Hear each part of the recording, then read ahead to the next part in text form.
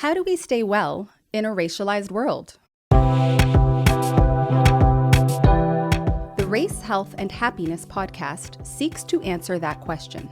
The show is the brainchild of Dr. Anya Norum. This is the kind of information we need to know if we want to move towards positive change. A certified public health specialist and family doctor who recognized the need for rehabilitation of communities of Black, Indigenous, and people of color. And so we need this wisdom right now, and I'm happy to share it with you. The podcast made its debut in February of 2020 with an ambitious agenda. I'm going to interview all different people. I'm going to interview artists, elders, researchers, physicians, and try to get a sense of that wisdom around that issue of how do you stay well. But just 1 month after the podcast launched, COVID-19 hit and further magnified the systemic inequalities in North America. As COVID-19 rages on, communities of color are getting hit the hardest and dying at higher rates. And before things could get better, they got worse. No justice! No peace! No racist! No peace! No justice! No peace! No racist! No peace! Take your knees off our necks. That is the message that power needs to hear. So Dr. O became even more convinced that she needed to tap into the wisdom of the community in these troubled times. So she turned to a wide range of guests with a wealth of lived experience.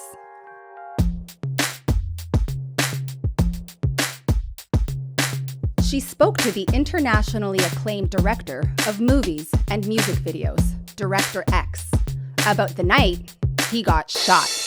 I got a bullet in my back and went through 2 people and hit me on a dance floor. And how he thinks we can reduce violence within our communities by quieting our minds.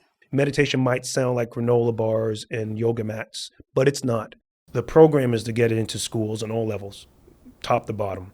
That's our ounce of prevention. Lawyer, author, and inclusion specialist Ritu Bhasin sat down with Dr. O and discussed how to embrace who you are while living in a culture of white supremacy. The KKK, white hoods, they are manifestations of white supremacy. When I'm talking about white supremacy, I'm talking about the ideology or belief that we hold consciously and unconsciously, that white people and whiteness is better than being a person of color or an Indigenous person.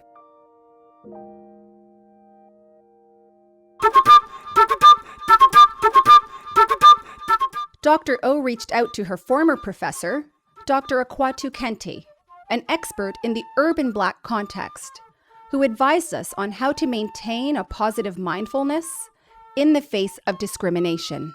Racism will come your way.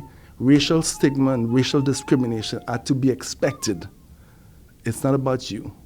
Don't take it in. Don't self-harm, self-hate. Move forward.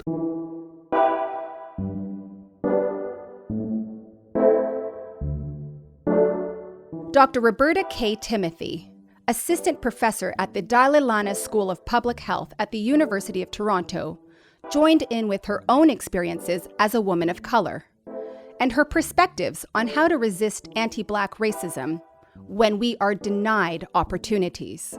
I can survive and I can thrive because I know who I am. When you hear no, you have to say yes.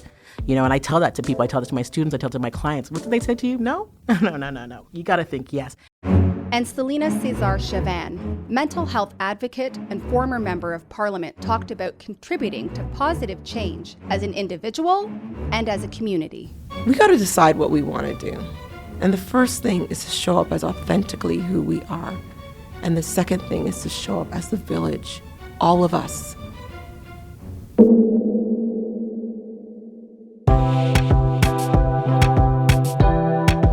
Catch up on Season 1 of Race, Health, and Happiness.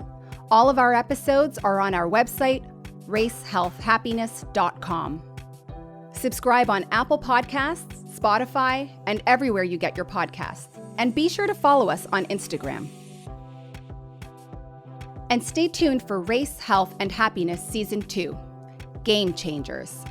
It features high-impact members of BIPOC communities who are disrupting the system, including equity consultant Kika Ojo Thompson. We need to hypnotize and brainwash our children because the project that is whiteness is so profound, it's so ubiquitous, it's so all the time, never sleeps. The project is for them to hate themselves. The project is for them to see Africa and African features as the ultimate racial other in a bad way. And we sit on the sidelines and think that because we're not telling them to hate themselves that they're not going to. They will, and there's no reason why, as a result of this project called Society, that they wouldn't think that way. Coming in March 2021. You guys better listen.